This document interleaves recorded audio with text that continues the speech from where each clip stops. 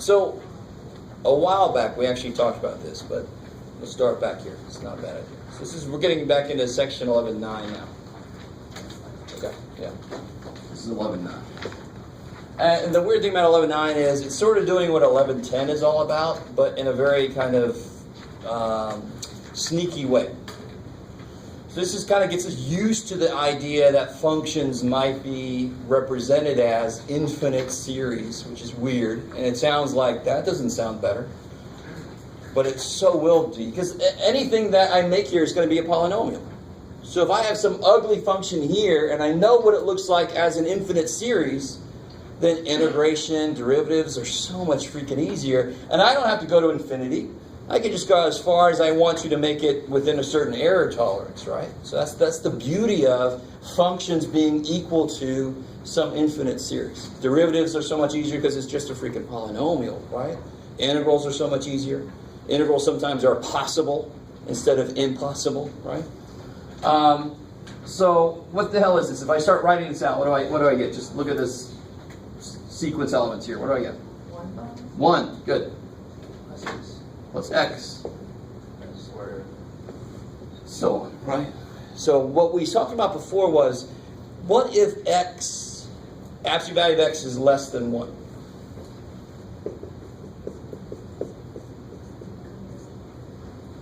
What more can I say about this thing then? I mean, it's kind of boring to start with, but it's remarkable what it comes out to represent. If absolute value of x is less than 1, what kind of series is this? What do I keep doing to get to the next term? 1, I multiply by x, I multiply by x, I multiply by x. So what kind of series is this truly? Geometric. I love it. So it's a power series because of this representation. But if I let Cn be 1, that ends up being a geometric series. That kind of kicks ass. Now, so if this is true, then what's true about my geometric series? If the thing I keep multiplying by, which we normally know as the letter R, here we're just being more specific. It actually is x, whatever the hell that number is. So if I chose x to be less than 1, then this thing converges. What does it converge to? In general, sum of, how do I say this? Let's see. What is a geometric series if the first term is a, and you got a geometric series, so you got r less than 1? What does it converge to? So the sum converges to, what's that formula? In general, it's going to be a over 1 minus r. It's a gas. All right. Took a while for me to spit out. So up here, what do we got? What's the first term? 1. So if this is true, this is equal to 1 over 1 minus x. So this is, as long as my values of x never get above 1 or below negative 1, as long as that's true, this series represents that function. All right, let's try to build some trust in this fact.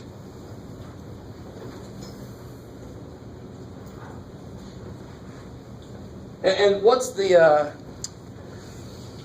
So as far as doing like an interval of convergence, I don't need to here. We actually use the idea of a geometric series. I could have done interval convergence the whole normal way, the ratio test and all that, but I would have still come out to this. So we know this already from it being a geometric series. Cool. So give me a value of x that would work then. 3/4. I love it. Right. So 1 over 1 minus 3/4 is equal to 1 plus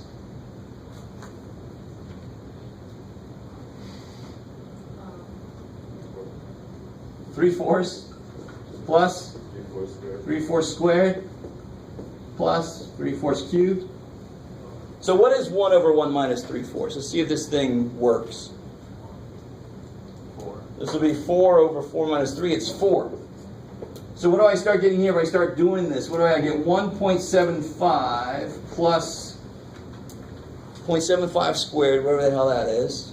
Right? So start adding up some of these things for me. What do you get if you go out to the fourth term here real quick? What do you get if you do that in your calculator?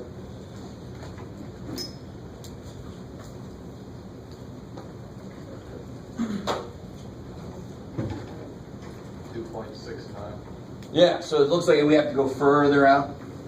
And here's why we have to go pretty far out, possibly, to get what we know it's supposed to be. What's the center of the interval of convergence? 0. So the closer to 0 my value is, the quicker it will converge to what it's supposed to be. In fact, 0 would converge immediately. If x were 0, what is this? 1. And you get 1, right? You only have to go out one sequence element to get it. You can argue that it's all 0 after that. You just have to go out one sequence element. So since 3/4 is closer to 1 than it is to 0, you might have to go out kind of far to actually see that it is 4. But if you keep going, it's going to keep getting closer and closer and closer to 4. Okay, maybe. So let's try a much smaller value. Let's try 1/10. All right, let's see if we can get there quicker. So I want a 1 over 1 minus 1/10. That would supposed to be 1 plus 1/10 plus 1/10 squared. Of course, you can kind of see this brings us back to something I talked about when we first talked about series. This idea of getting out of your own way. Because this would be 1.11. Isn't that just the decimal places? 1/10, 100th, right? So then you can be as close as you want to. What is 1 over 1 minus 1/10? That is 10 over 10 minus 1, so 10 ninths. So it's 1 and 1/9, which is 1.11 forever. So you see, that's exactly what that is. Isn't that 1.11 forever? If you actually go out forever. So if you want to be within 3 decimal places, how far do you have to go out? 3. Well, actually, 1, 2, 3. So 1 plus 3 more to get all 3 of these, right? So you have to go out to the 4th place. So the closer you are to the center of the interval of convergence, the quicker the series will become the value you need it to be. Right? The closer I am to 1, or -1, the further out I've got to go to actually get it close to 4 in this case, or whatever else it is. All right, so maybe. So this is a good place to kind of start with just the idea that a function, this is a function in its own right. 1 over 1 minus x. It's a function. You could have gotten that function in any level of algebra, pre-calculus. Now we're saying that that is equal to this infinite sum. That on its own is so freaky, if you really think about it. If you don't really think about it, it's not that bad. So what we're going to be doing over the course of 11.9 and 11.10 is we're going to be making a large list of functions and what they look like as infinite sums. So the next level of this is kind of playing around with this a little bit. If the sum of x to the n, so 1 plus x squared, is 1 over 1 minus x. What is 1 over 1 minus x squared? What do you think?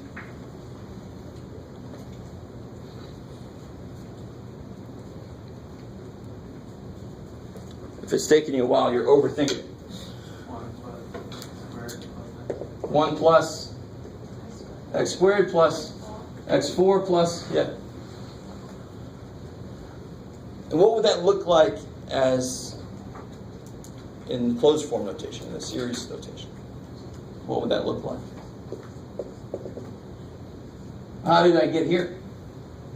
How did you get from here to here? You just put x squared in. So how did you get from here to here? You just put x squared in. So what's x squared to the nth? X to the 2n.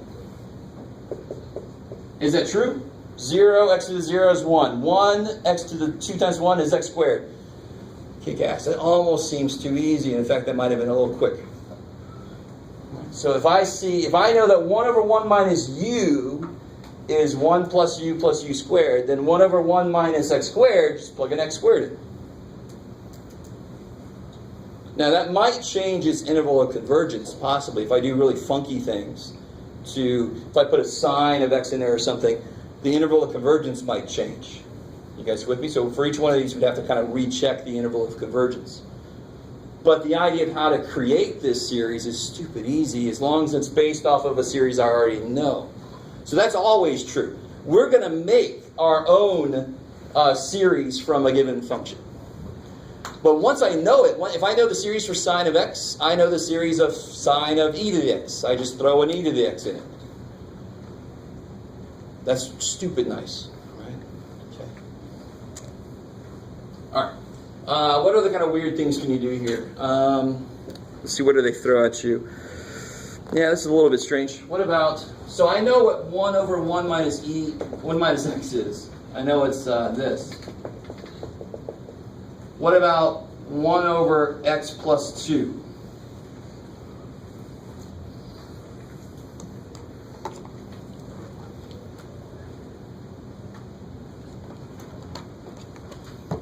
So what do you want to do with this so that I can use this fact? I want to replace x with something. You want to make this look like that, right? Good. So it would be 1 over, I can say this, that's amazing. That's major, right? Do I want a 2 there? No. And do I want this to be plus? No. So one thing I could do is make this 1 over 2 minus negative x. Yeah, okay. We're getting closer now. So if I would have just made it 1 over 1 plus x, I would have just put in here,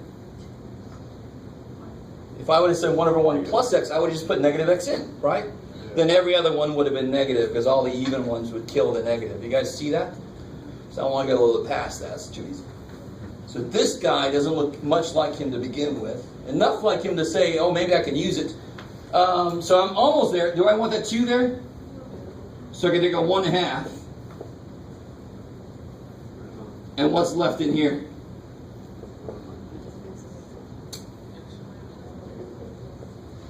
All right. Let me stop there for a second. So do you understand? I want to make it look like 1 over 1 minus function of x. Whatever the hell that function of x is. If I can get it there, I know what to substitute into the general form of this, right? So that 1/2 is going to be in front of this whole thing. So it's going to be like a 1/2 out front of the summation symbol, right? That's just going to be half of the whole damn thing.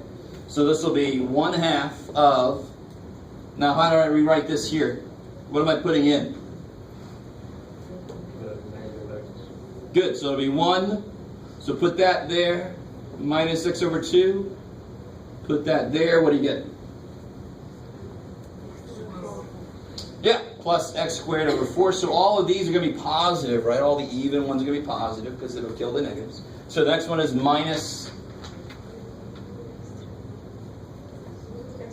x to the 3rd, 8, I love it, because now the next one will be x cubed, right? So you just put a negative x over 2 in there.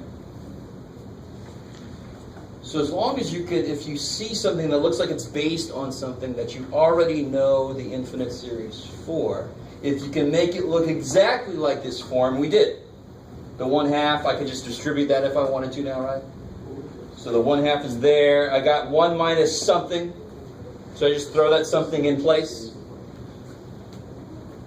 Yes, sir? What would the series summation look like? Yeah, so let's see. Well, here's the beautiful thing. So it started off looking like this, right? This is what it is to begin with.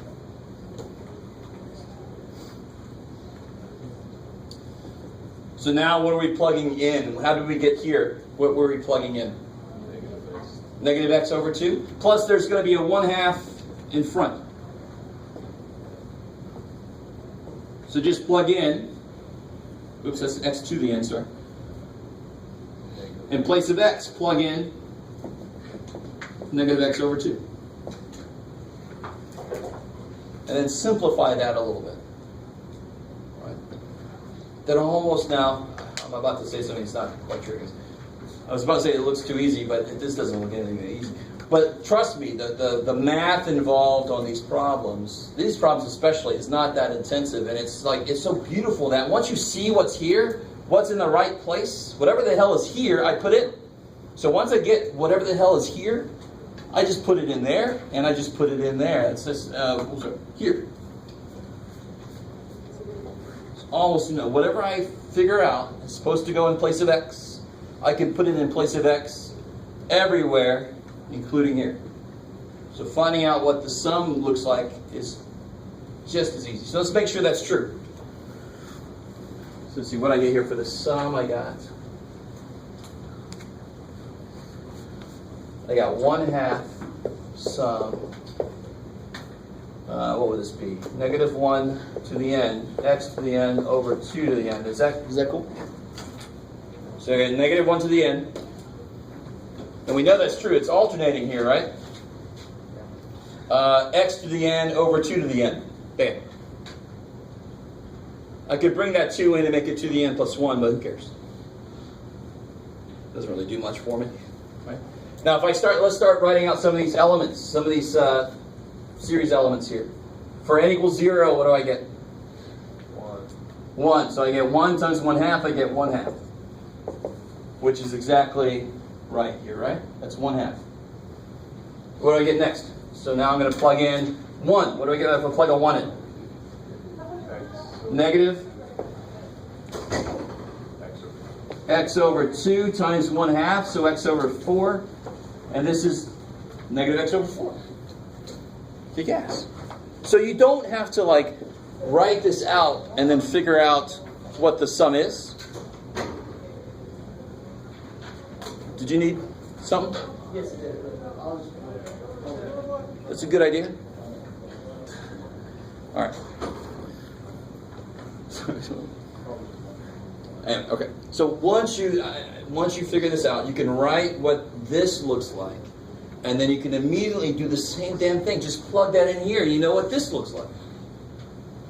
There's not a lot of work involved. It's awesome. You don't have to figure out the pattern and put the sum back together like we did before. You could just replace x with what you know it's supposed to be. That kicks so much ass, if you love it. So this section 11.9 is almost exclusively about this one thing. For me, that gets a little boring. But for you guys, I'm like, well, let's get used to it. So I like that for that fact. You can see where this came from, the geometric series idea. So you get used to just playing around with what's in there. So let me try another one. What if you had 1 over 1 plus x to the 9th?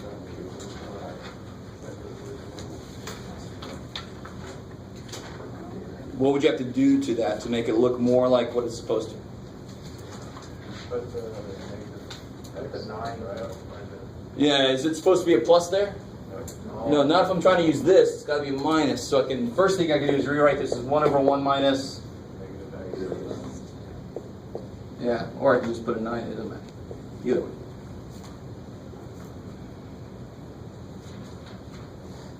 And then I'm there, right? So what would the series look like? All the elements look like? What would it look like?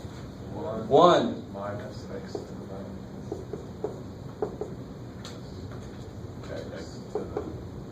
9. 18 minus, right? And then what would it look like in series notation like this? Pull off the -1. So just put it in first. Just go ahead and put it on in there. So x, I'm going to replace x with negative x to the 9th.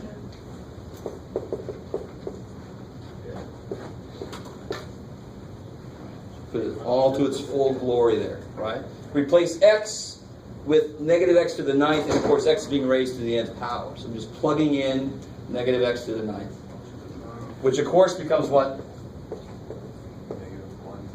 Negative 1 to the n, x to the 9n, yeah, cool.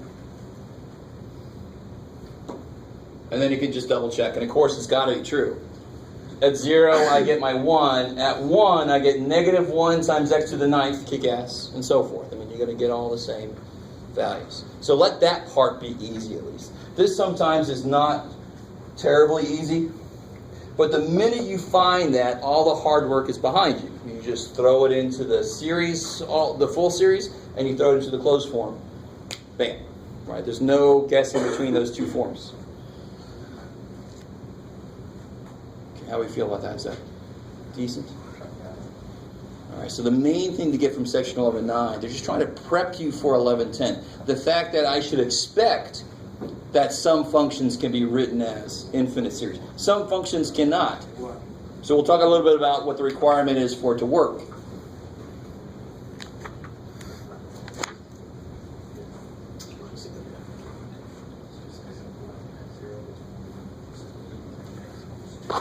Need to hire somebody. Okay.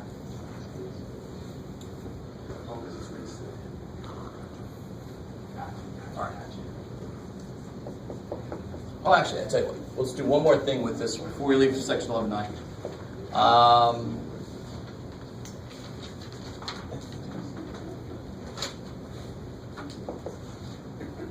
So what kind of weirdness do they give you?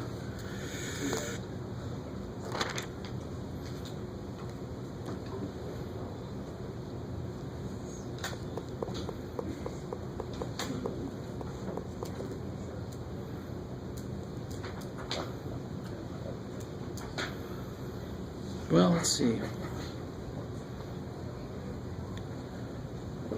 Let's see. That's a little bit free.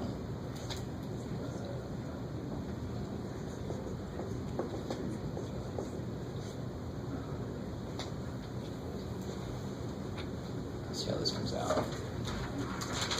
I'm curious. So let me just start with indefinite interval, just to get a feel for this. First, I want you to do what we've been doing just now. Rewrite that as a series. Then we're going to integrate it by terms. So write it out with the 1 plus so forth. Write it out that way. And then I want to try to do that with the summation symbol. Let's see if we can do that.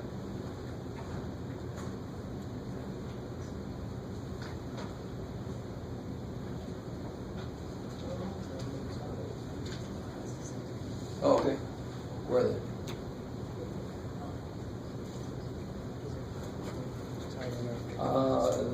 I don't know, to tell you honestly. Was it in a case? Or just sitting out? Yeah, I would think they would have put it up here, if anywhere. Sorry, buddy. Good luck.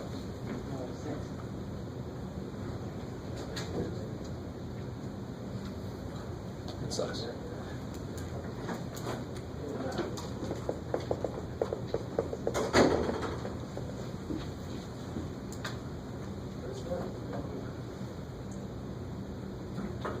It's kind of a combination of the one we did earlier with the 1/2 in there and the one we just did, right?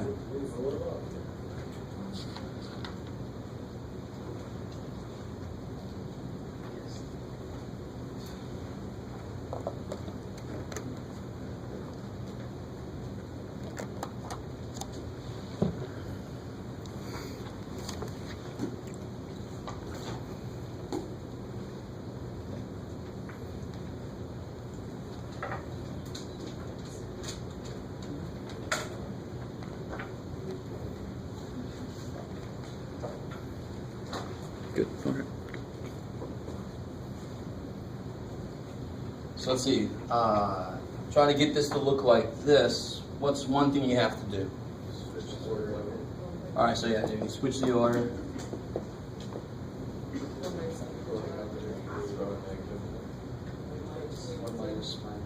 Oh yeah, I made this a little bit worse than I wanted to. I'm sorry. Make this an 8. I'll make it a little bit easier. So see, how does that make it easier?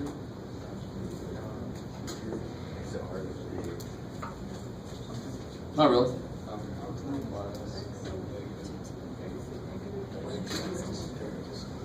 Yeah, you could say like this here.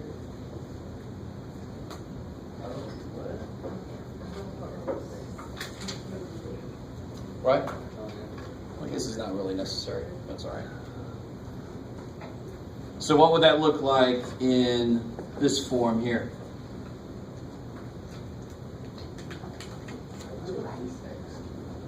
Yeah, so it'll be 1 minus 8x cubed plus 2x cubed squared. So it'll be 2x to the 6th power, right? So I would just keep it as 2x. Let me just do that. Make this look a little bit better. It'll be 1 minus 2x cubed plus 2x to the 6th minus. You can start to see the pattern now, maybe. 6 to the 9th and so forth. So you see the pattern. Yes, sir. How do you go from 8x cubed to 2x cubed?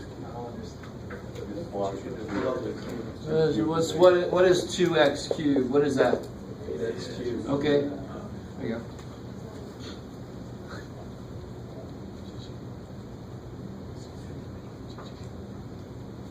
All right, cool.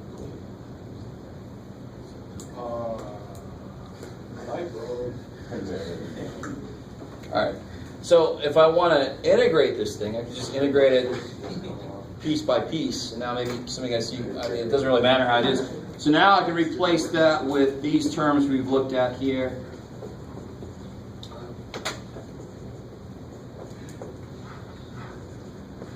Of course, that keeps going. Let's just do the first few.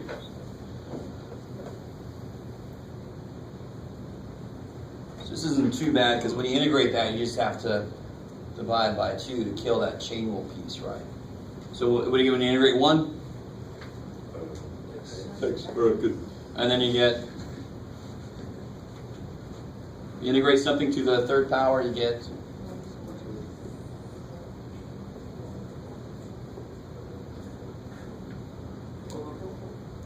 over 2 times 4, right? Is that cool? So where'd the 4 come from? The power. And where'd the 2 come from? Chain rule piece. Yeah. Plus 2x to the 7th over 2 times 7. So if you did have to create your own series, writing like this would make it a little bit easier. So let's try to piece together what the series should be, and then we're going to integrate the series directly. And in series notation. That sounds so horrible. A few of you guys realize the test question, the bonus question, was really easy. The one about differentiating the series. Of course, when you see that, you're like, holy shit, how the hell am I going to do that? But the only thing in there that was x to the 2n. And differentiating x to the 2n is easy as hell. What's everything else do? Sits there. They're all just a constant, right? So, on this guy, what would the series look like? Let's try to piece the series back together. So how can I rewrite this to make it look a little bit more like these? Wouldn't it just be 2x to the 1st over 2? Is that cool? Okay. There's 1. Yeah, so we know the top is going to be 2x to some kind of power. Right, how to make it 1 and then 4 and then 7.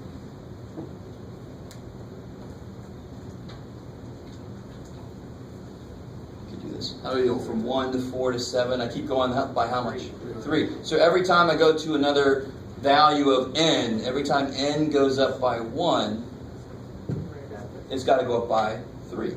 So it starts at 1, and I'm going to add 3n. Won't that give me 1, and then if n is 1, I get 4, and if n is 2, I get 7? Do you guys see that? All right. Cool. Over 2. 2 is always there, right?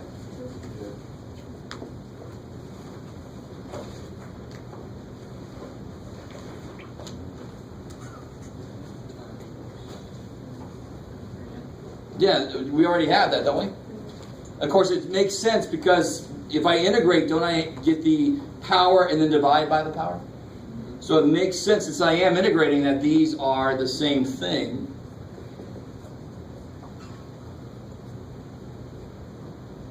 And n equals what? To what? Yeah, in this case, n equals 0, because I want to start at 1, right? 0 to infinity. So that is a series representation of the answer to this integral. Would this integral be easy to do? No, not really. I mean, I could use partial fractions because now I made the bottoms cubes, right?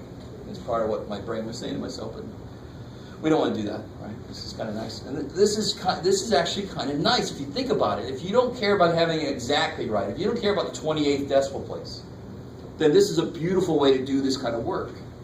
Because then you just go as far out in the series as you need to until you get close enough to the answer you want. Right?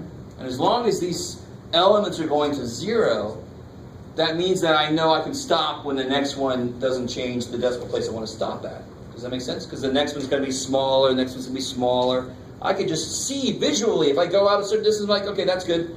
It's good out to the 7th decimal place, that's good. That's all I need. Because this was relatively easy, believe it or not. It's just kind of new to us right now. But this was relatively easy. Compared to partial fractions, you want to do that? With the big-ass piece that you can't even break further, right? I don't feel like doing that. No thank you. All right, so let's do this the other way. So the way we did it was we figured out what has to be plugged in. We plugged it in here, and then I immediately put that inside the interval. But let me go one step further here.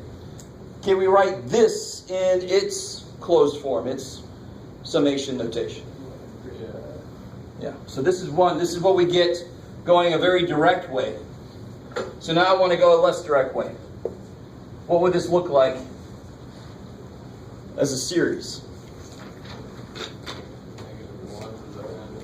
And in fact, we don't even have to make that big of a deal out of it, do we? I mean, this is just this. What do we replace x with? Negative 2x cubed. Right? So then we can just put negative 2x cubed to the n. So I get sum of negative 1 to the n, negative 2x to the 3n. Oh, not negative, Jeff, you killed the negative. Let me stop there for a second. So don't forget, I almost did this trap myself. You don't have to look here to figure out the summation. You could just plug in what you figured out to plug in. You just plug it right in. That kicks so much ass.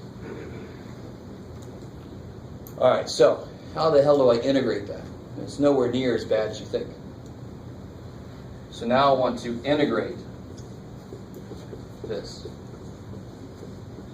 Let me first ask you, if you're going to integrate f of x plus g of x plus h of x plus I of x plus j of x, how can you do that? Can't you integrate each one of them? So effectively, that means take this sum out. Right? The integral of f plus g plus h plus I plus j is equal to the integral of f plus the integral of g, blah, blah, blah, blah. You guys with me? So the integral that has a sum inside becomes the sum of all the integral pieces. We know that's true. We're just not used to seeing it in this form. So effectively, it looks like this guy's coming out. Sure, why not? But what you're really doing is just, I don't care if I sum inside or sum each piece, this is the same thing. So I can rewrite this as the sum of the integral of this stuff. I could have taken that out. How far, if I take this out of the integral, why could I do that? Because what's the integral over dx? Because x is my true variable. Could I take this out this far? Yes, because it doesn't depend on x. Could I take it out this far? No, because the sum is all about n. Forgot already. What was this? 0. Yeah.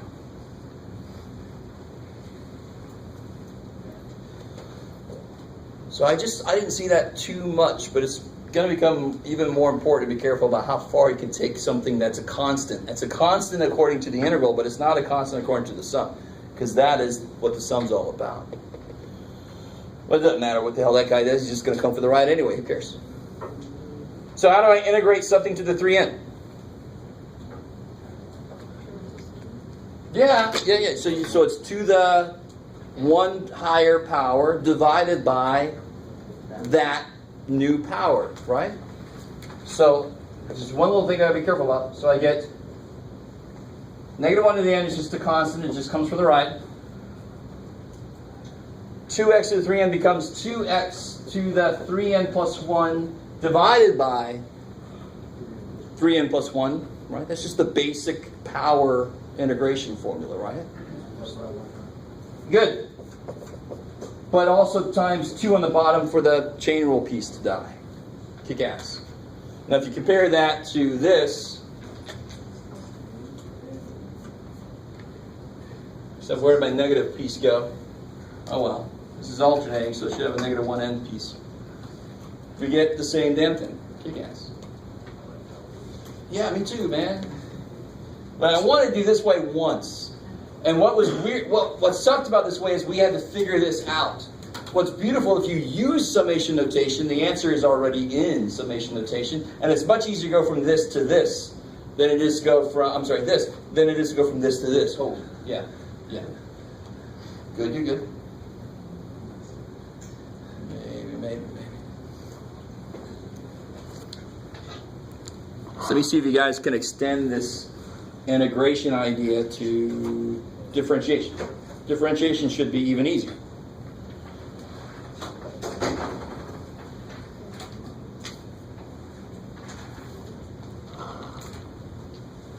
All right, so we got this here.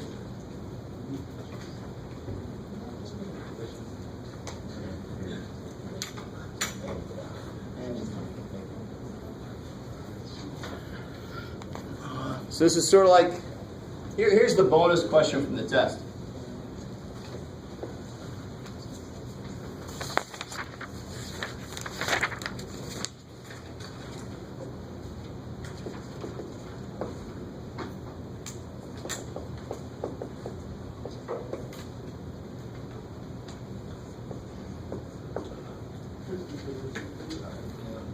Integral squared, yeah. I just made it look so horrendous, nobody wanted to touch it. When the only part of this that matters for derivative, especially because I said that f of x equals this. So if I say what's f prime, I understand implicitly that that's derivative with respect to x, because that's, right? So there's no question about, well, you didn't tell me. No, I did. That's f of x. F prime of x means take derivative with respect to x. That's what prime notation means. So what's the only piece in there that I care about then is that. Everything else just sits there looking nice.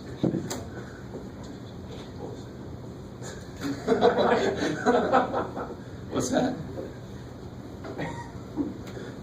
Is that bullshit? What's the derivative of x to the 2n? Yeah, 2n x to the 2n minus 1. Right? That's really difficult. Sorry. It's weird as hell before you see what to be careful about, what to even care about is what I'm trying to say. I don't care about anything to do with n because my function is a function of x. That's what the whole interval of convergence thing was trying to get in your head was the n stuff is interesting. It messes up with what x's work, but what's really important is x is the variable. X is what I'm going to let to be 1, 2, and I want to know what values would work. That's the whole point. So here it's a function of x. All this other stuff does its thing, but who cares? Derivatives, I just care about the x piece. And here you can simplify maybe a little bit. You can pull a 2 out. There's really nothing else you could do that's good for anything. Oh, and one extra little thing I was, and this was, I didn't know if anybody would get this far. I don't think the person that did this, I think it gave you full credit. What's interesting about, let me see how to say this. What's the first term here? This is kind of gross. What's the first term here going to be? Yeah, because everything is, that's 1 times 1 squared, and that's 1. X to the 0 is, so it's 1. Right, so when n equals 0, I get a 1 come out. Now, its derivative is going to be is 0. So let me see, let me get one more term. Let's see if we can force one more term out of here. If n is 1, I'll get negative x squared. Just make that a minus. Over 2 squared is 4 times 1. So I get negative x squared over 4, right? Is that cool? So here, what's kind of off? If n is 0, what's the immediately wrong thing you can see? X would be to the negative 1 power, right? So whenever you do this differentiation of summation notation, now that's hard. The differentiation of summation notation. Whenever you do that, you got to change your index because the first guy is actually supposed to become 0, so you just kind of bypass it. Now, what if n is 1? So if I do this derivative here, what do I'm going to get 0? minus, what's the derivative of that? X over 2, right? So sure enough, if n is 1, what do I get out of here? It better be that, or else we're all screwed. So if n is 1, I get negative 2 times x to the, if n is 1, x to the 1 over 2 squared is 4 times 1 factorial is 1 squared is 1. So you get negative x over 2. So it's that weirdness here. If it's 0 here, it better become 1 here after a derivative, because what's officially happening to the first guy becomes a 0. So then you can move one spot over. So if it took another derivative, it would start at 2 and so forth. Yeah, exactly. Kick ass. Because you keep killing, 0, and then the next one would become a constant, so they can move over for that guy and so forth. You would just keep moving over. All right, maybe. Okay. Oh, I'll put you here before I forget you. So let's get into. So now 11.9 gets us used to this idea of integration, differentiation of power series, which is good, because then in 11.10 we start saying, okay, if you just give me any function, can I create a power series out of it? Because if I can, then I can do all this stuff to it. If it's easier. If it's easier to integrate or differentiate as a power series.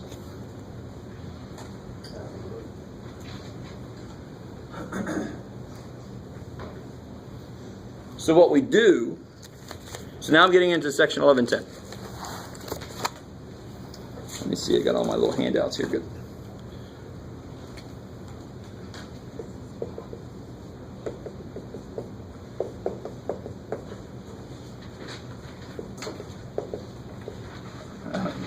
We want to use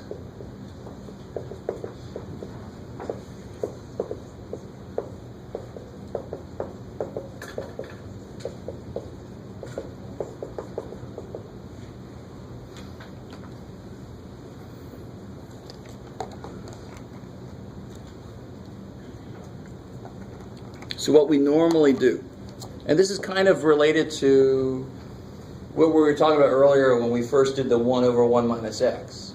And the closer the values were to 0, the better the series approximated it, the quicker it got there. Right? Do you guys remember that? 3/4 didn't get there in the first 5 terms or so. Right? But 1/10 got there really damn quick. Or close enough, right? So what we normally do is we create a series that's centered around some value. So I can make one, we can create a series centered at x equal to a. That should sound familiar. So that's basically like a power series in general is Cn x minus a to the n. So that would be centered at a.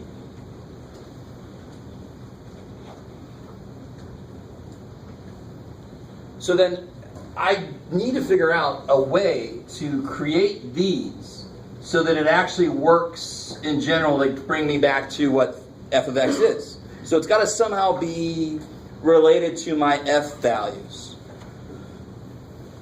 So one thing I could do, let's see, what does this thing look like written out? It would be C0 plus C1x plus... Is everybody cool with what's going on there? Just kind of writing out some elements there. Okay. And I want that to equal f of x. So if I'm sort of starting it centered at 0, let's start there. And this is actually a special case. We won't get into the names yet. It doesn't really matter. So we're going to start centered at 0 just because it simplifies the math. And then we can start looking at, well, if it's centered at 7 or something instead. So what I want to have happen then is I want this to match up with all the values of this. So for example, I want f of 0 to be the right thing. So what do I want? So in this case, if f of x equals this, what would f of 0 be? C naught, right? C0. So whatever f of 0 is, that's what the first thing in my series is going to be. How we doing so far? So here's the cool thing. Here's what we end up doing. I want to do something, so I've got him covered. Now I want to kill him and focus on the next guy. Like George's face. Like, why would you kill him? I don't even know him. So here's what we do. We take a derivative. So what's f prime of x? If f of x is this, what's f prime? This is going to be 0 because it's a constant. This is going to be c1 plus 2c2x. Let me go one more out here. Plus 3c3x squared, right? And it keeps going forever. Right? Don't have enough board for it, so we'll just do that.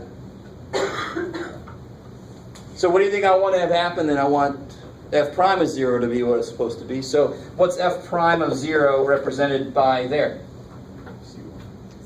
C1. This is silly.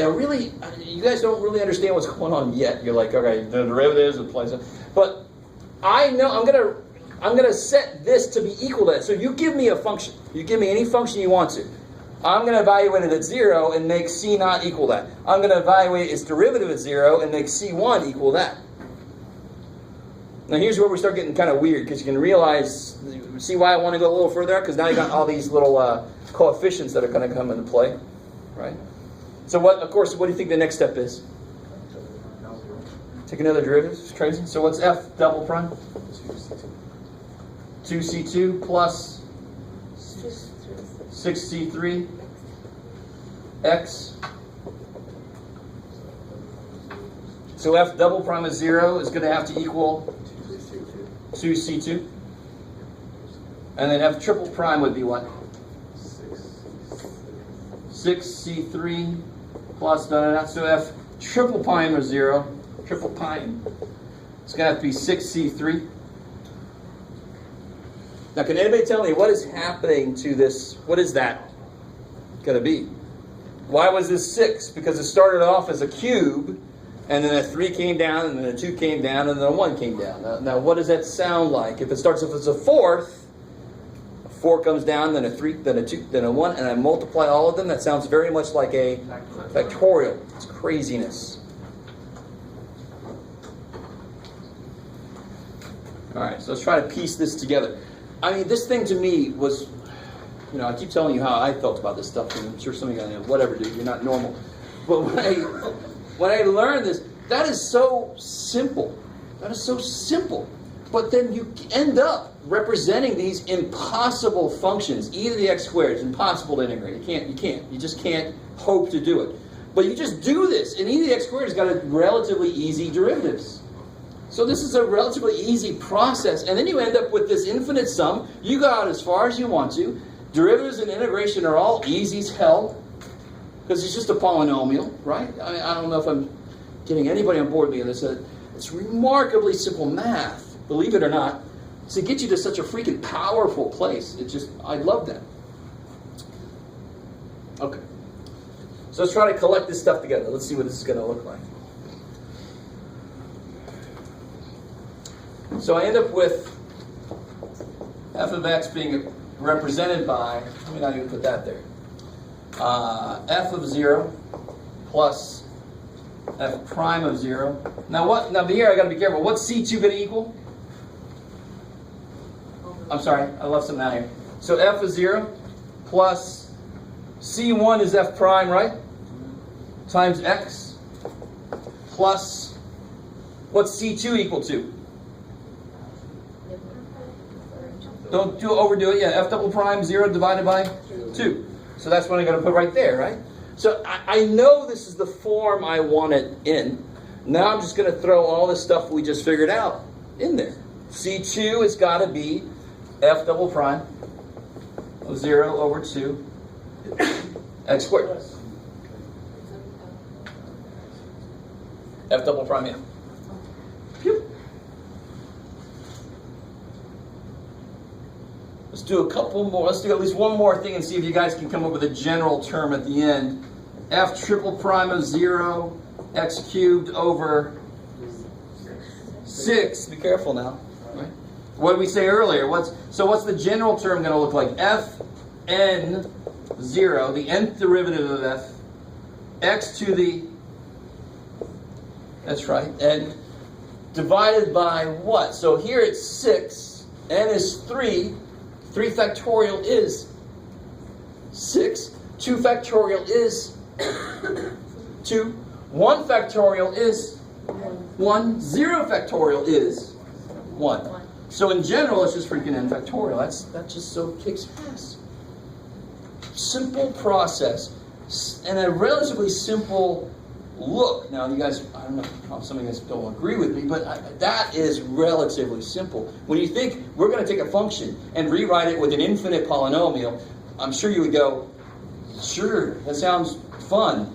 It's going to look ugly as hell. That does not look anywhere near as ugly as what you might think it would. It's just so nice if you let it be. So let's try to create one of these things. Stop talking about the damn thing. Just do it. I don't know. You have to be a little picky, but what function do you want to look at? Give me something.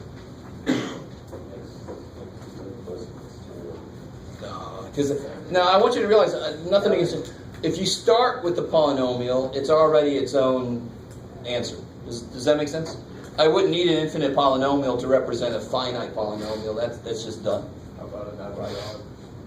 Natural log? Sure, I like. All right, so let's do natural log or trig. Either one of those would be beautiful. So let's do ln because that's what I heard first.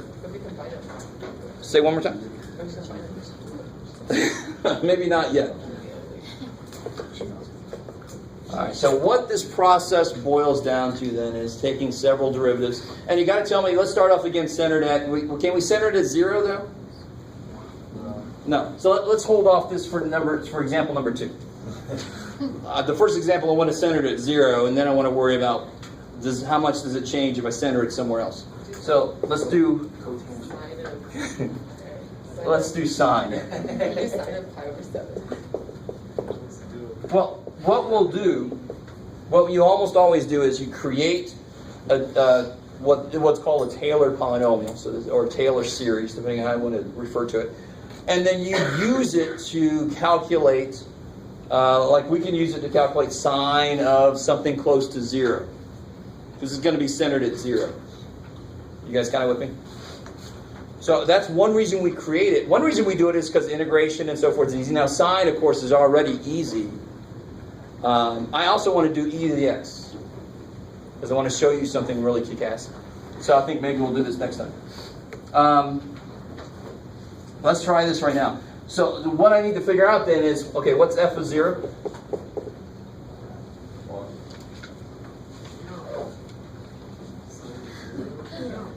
0? Might be sad. Right, sine likes y, 0 degrees is all x, so sine is 0. There's nothing there for sine. Sine likes y. F prime is 0. What's f prime? So you can make these, you got f of x, so you got f prime is cosine, so f double prime is negative sine, so f triple prime is negative cosine, so f fourth is sine. Okay, that's enough. We'll go 4 out maybe. Should be enough. So what's f prime of 0? 1. And what's f double prime of 0? 0. So you see every other one is going to be 0, right? Got it. F triple prime of 0 is incredibly enough. Negative 1. Good.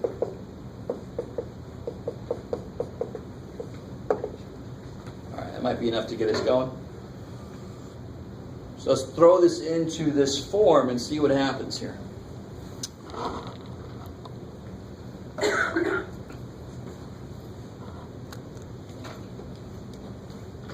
So, f of x would be represented by, and I got to be careful, this does work. We still have to get to the point, I don't know if you guys remember when you learned about anti-differentiation and how it related to integration. You had to be careful because it doesn't always equal each other. I don't know if you guys remember that. Finding the area, and it's equal to finding the integral, is actually really nice, but it's not always true. So this function, if I do this process, it's not always true that the result equals the function. There's some really weird little things that have to happen, and there's very few functions that it doesn't work for. But right now we're not going to worry about that, so we want to get the process down, then we'll start talking about the little nitty-gritty parts. So f of x is equal to f of 0 over 1, that's cool, 0. Plus f prime of 0 times x, so I get x. Right now I'm just plugging and chugging. F double prime of 0 is 0. F triple prime over 6, so that'll be negative 1 over 6 times x cubed. How are we doing so far? Is everybody with me? No. What's up? What are those? So I'm just plugging in there. So let me put up here what it is in general. So here's what we figured out over there.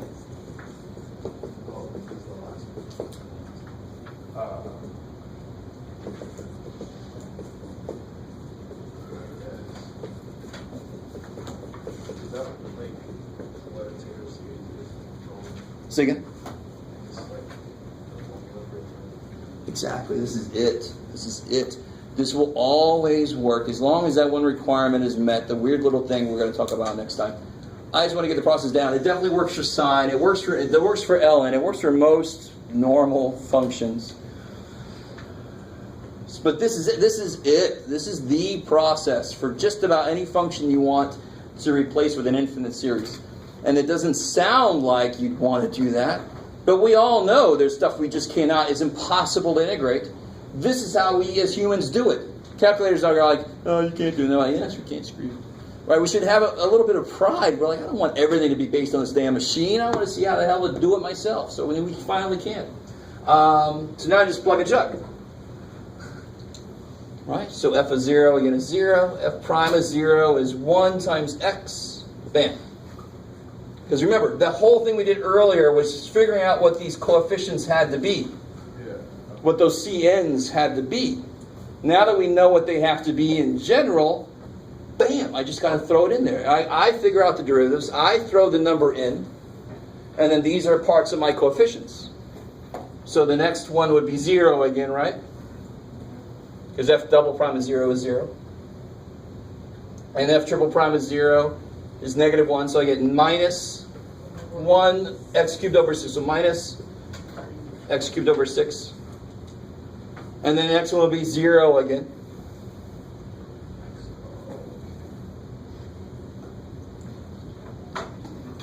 And then the next one would be, if I want to go further out, so this would be f4 0 over 2, 3, 4 factorial, right? So that's 24.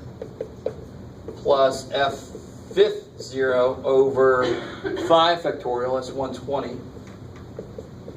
I mean, that it just keeps going, that process, that idea, of course, right? So then, so this is this. Then this guy is 0 again. And then what's the fifth derivative going to be? 1, because it'll be positive cosine again, right? So now it's going to be plus x to the fifth over 120. And then it would try to be x to the 6th over 6 factorial is not there. And then it would be x to the 7th over 7 factorial, but not 8, but then 9, but not 10. I mean, do you guys see how you can quickly, of course, I could have quicker than that, but I just want to build it first. But you can see the pattern relatively quickly. What do you think is going to be different about if I did this for cosine? It's going to be the 0, 1, 0 negative would be reversed. Yeah, it'll start at 1. It'll skip the x term. It'll have an x squared term, but it won't have an x cubed term. They kind of complete each other. It's kind of nice. So before we leave, I do want to do. I want to look at e to the x because it's really kind of cool. Let's see. Let's keep that there. Oh, before I go too far. So this is, sine of x is approximately equal to that. Because I didn't go all the way out, right? Sine of x is approximately equal to this. Now somebody help me out. something close to 0, of course, because that's our center of the interval of convergence here. That's what we 1/12. built it around. So, okay. So sine of 1/12 radians. So let's see what this says it should be, and then we'll check it on our calculators. Calculator. So it says it should be 1/12 minus 1/12 cubed over 6 plus 1/12 to the 5th. I think we can stop there maybe and see where that gets us, right?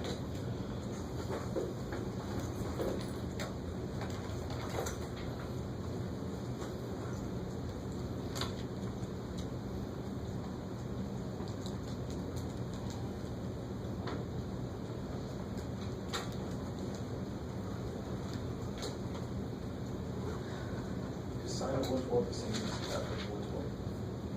Sorry? Would you say that the sine of 1/12 is the same as saying f of 1/12? Yes, good, I like it. Because f of x is sine x. I'm sorry, yeah, so that's the connection there. You do have to be, yeah, we'll do some problems where you got to be careful about what x really is. If this would have been sine of x plus 1, then you figure out what x has to be to make this, right? So this knows just directly x is there, beautiful. Where did I leave off? What do you guys get? 0.083. Yeah, me too. 0.083 if you go that far. And the next 0.832 blah blah blah blah. Because the next one will be 1/12 to the 7th over 7 factorial. I'm pretty sure that's damn small. So let's see, what is sine of 1/12? 0.08323. Take gas, right?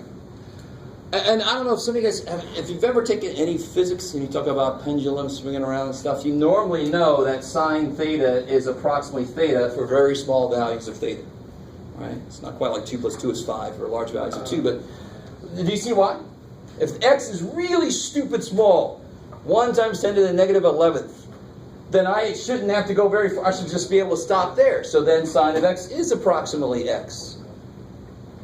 So some of these approximations, physics is notorious for this. They use these approximations, but they never talk about why they're true. They just got to talk a little bit about, here's the full reason why it's true. So what's really cool is you could do this for like a square root and develop a process for getting square roots of numbers very quickly, because you just go out maybe the first couple terms and you're close enough to impress people, like, you know, that's what you want to do, right?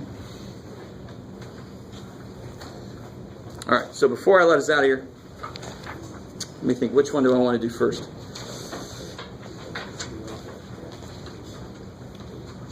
Let's try something relatively simple like, well, let's do ln. Well, I'll do e to the x next time because I want to relate that to, I don't know if you guys remember, complex numbers, you can represent them as r times cosine theta plus I sine theta. Does that sound at all familiar to anybody? Sort of? Not really? There's a shirt I wear that's got like e to the I pi plus 1 equals 0. Yeah. That's Euler's identity. So it's related to that idea, and it's actually coming off of, well, maybe we'll do it now, since I'm talking about it. Has everybody got this here? Yeah. As much as you want of it? Okay. Yep. So let's do e to the x. Oops. Put that there.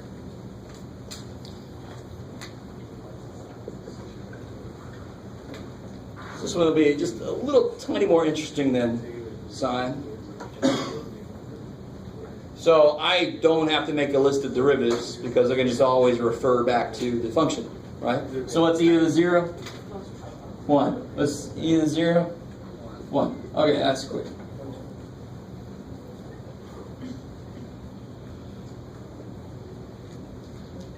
So then that was nice because it's e. He's always nice to us. So what's e to the x going to equal then in terms of that? It'll be f of 0, so it's 1, plus f prime times x, so plus x, plus 1 times x squared over 2, plus 1 times x cubed over 6. So what's the nth term going to be for e to the x? Beautiful. That's it. Right, so I could say e to the x equals the sum, n equals 0 to infinity, yeah, x to the n over n factorial. We've actually worked with that series before. We just didn't realize at the time that we were working with e to the x.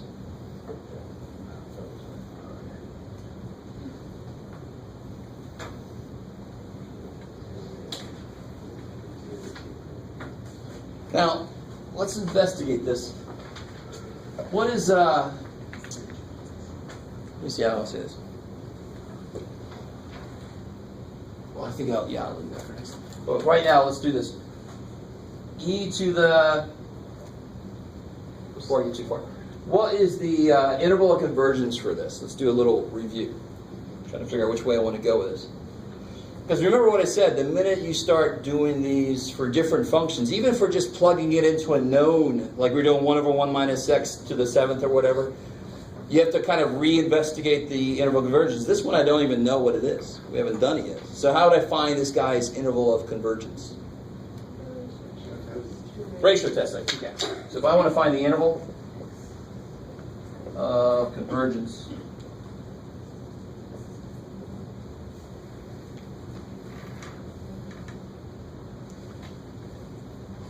then it's going to be, how would I set this up?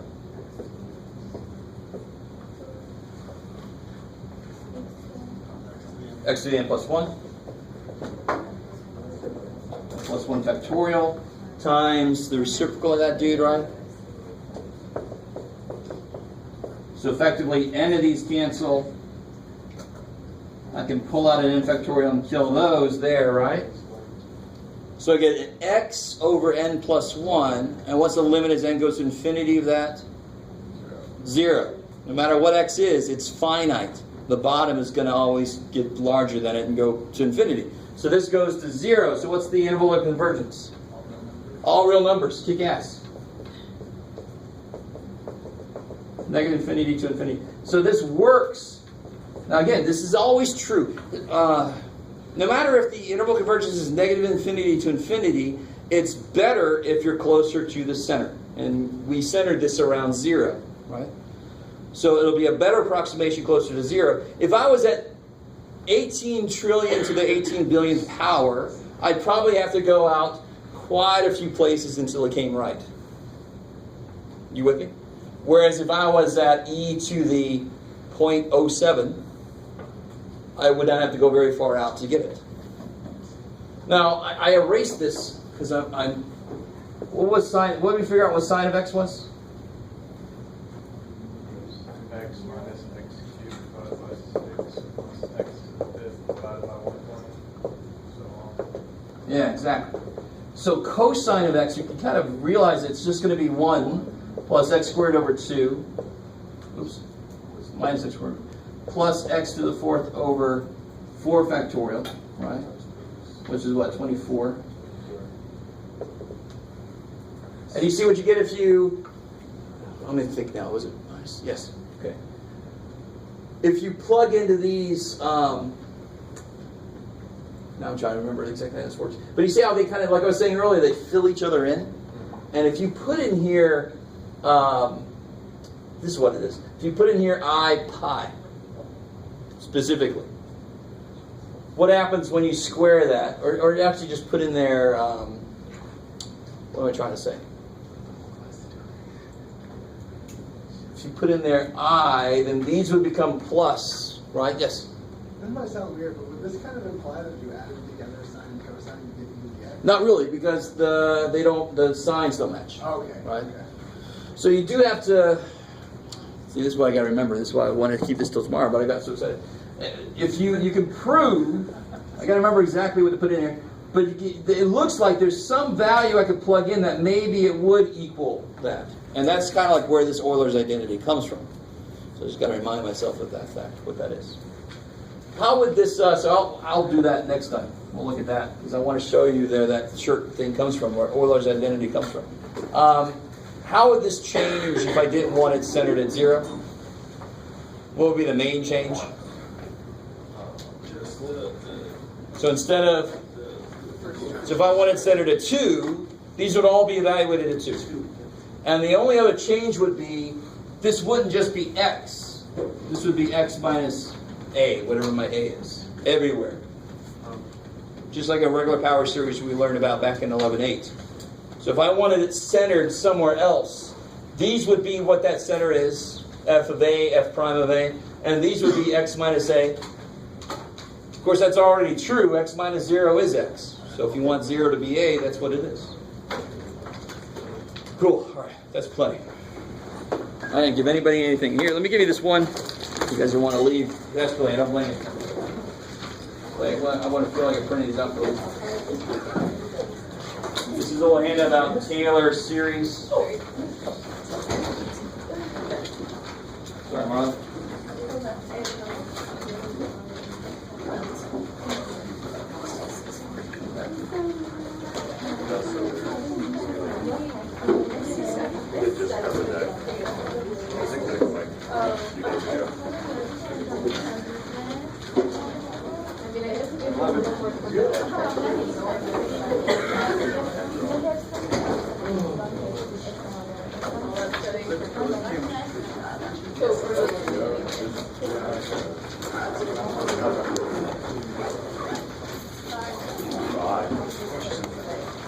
Oh my gosh, I'm so nice.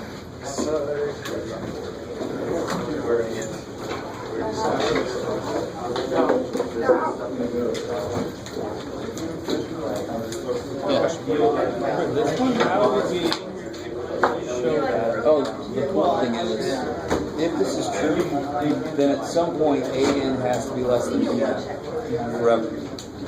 And if BN converges and AN is less than it, Oh, yeah. Okay, I see what you're trying to say. but what we're doing is we're expanding the limit comparison. It used to say at 0 it's inconclusive, but in this very specific case, when BN is convergent and you put it on the bottom and you get this, then it tells you something. Okay. Cool. That makes sense. Thanks. Yeah.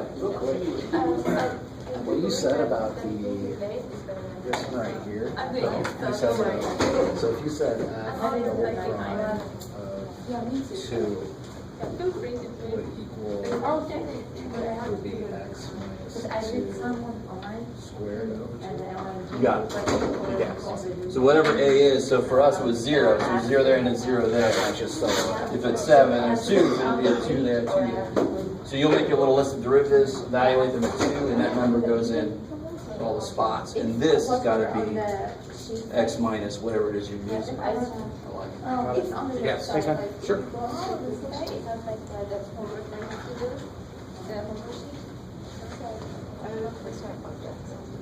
Oh, yeah. Oh, yeah. Be careful. The nth root of 2 times the nth root of 2 is the nth root of 4. That's all it is. If it was the square root of 2 times the square root of 2, the square root would go away. What the cube root of 2, what's the cube root of 2 times the cube root of 2? It's not 2. It's the cube root of 4, which I can't do. Right? Does that make sense? So the fact that it's an nth root, a square root would work exactly the way you want it. But an nth root, no, it wouldn't cancel. It would be just the nth root of 4, yeah.